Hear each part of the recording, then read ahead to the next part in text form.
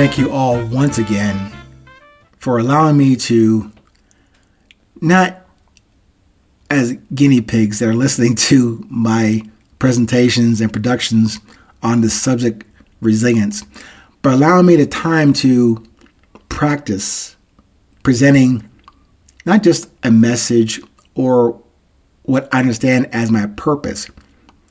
More importantly is for me to deliver my best in terms of clarity and relevance to you. Now, of course, the first part for me is to deliver clarity and relevance to myself and to my creator. I should say that better, to my creator. I keep messing that word up.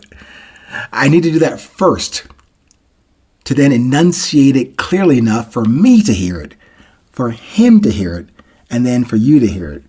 And selfishly, I would like to have an impact of positivity to you, but I may never ever know that.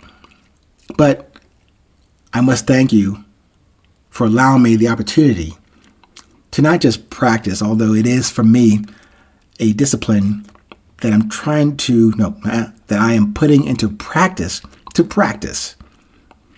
So hopefully this one comes out a bit with more clarity and more substance for you to put in your pocket or in your heart and take forward on your own journey in resilience. Let's call this episode today, Hold On.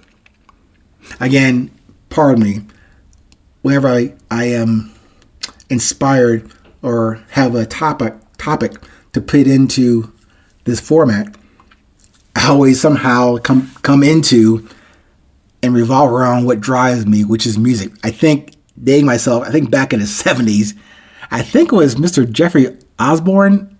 I think it was a song by that title called Hold On.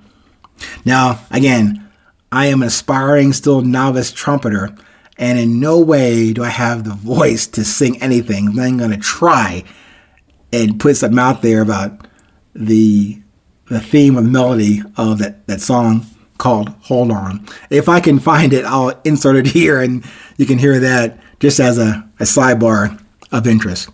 But let me go on into this topic.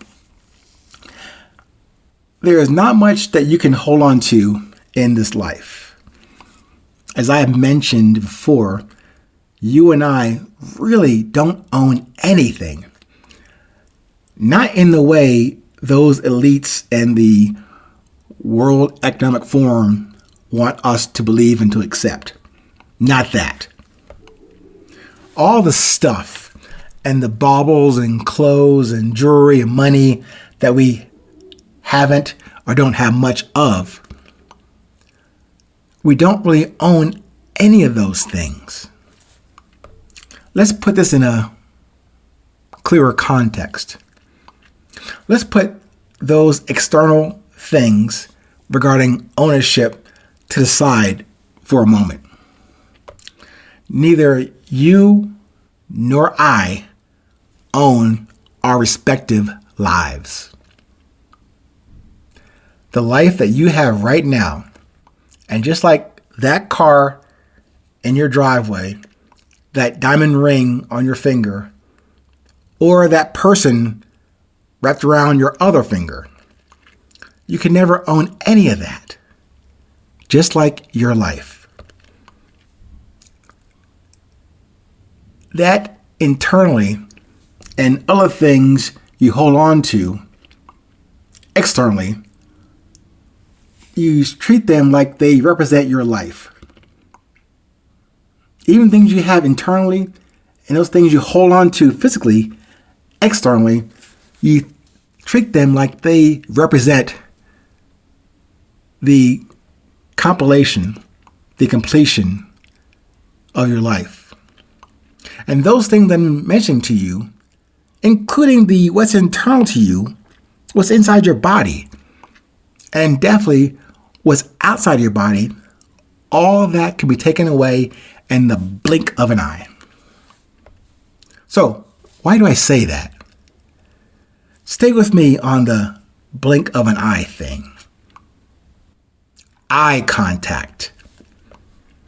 One small yet significant way to emphasize this thing called resilience, presence, beauty, drive, currency in what drives you, and a baby step forward in what not to own. But something you can hold on to for just a little longer now.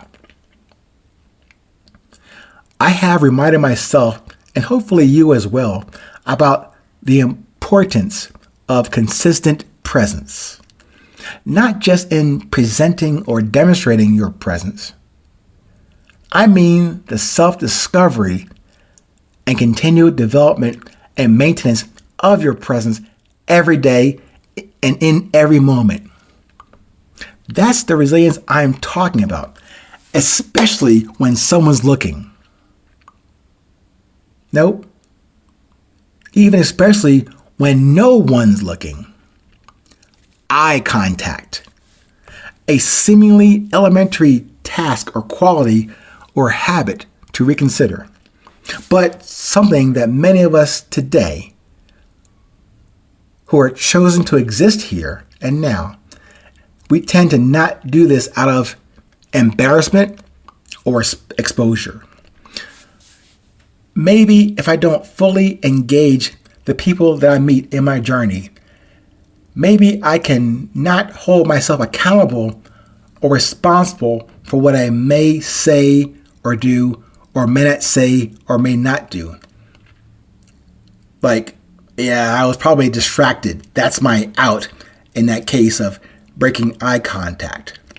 Instead of standing tall and direct and speaking from the window of your heart and to the soul, to their window of heart and soul. To and through and with your eyes to their eyes. Full disclosure and exposure of who and what you are when you maintain that eye contact. That is a direct and actual observation and actual communication of your intent. Eye contact. Do try this at home for practice if you need to.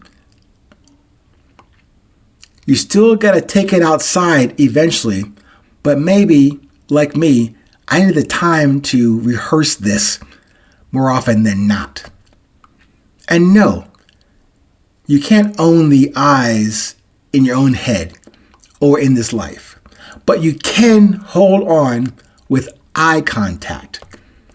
And that is in paying attention to your own resilience and your presence as long as you remain aware of it. Maintain contact. Hold on to it. It's definitely something worth considering. Stay present. Stay current. No matter where you are in this world, please remember, it's always 8:20.